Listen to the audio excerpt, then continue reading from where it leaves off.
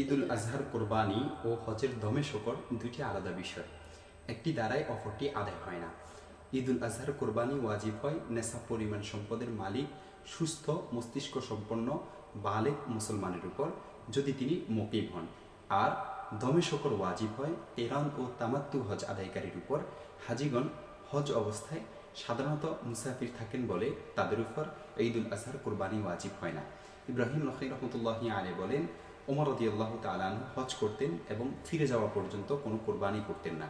দেখতে পারেন মুসান্নিফ ইবনে আবি শাইবা, হাদিস নং 14394। অবশ্য কোনো হাজি যদি ঈদুল আজহার সময় মুকিম থাকেন তবে তার উপর কোরবানি করা ওয়াজিব হবে। এই কোরবানি তিনি সেখানেও আদায় করতে পারেন অথবা নিজ বাড়িতেও অন্যের মাধ্যমে আদায় করতে পারেন।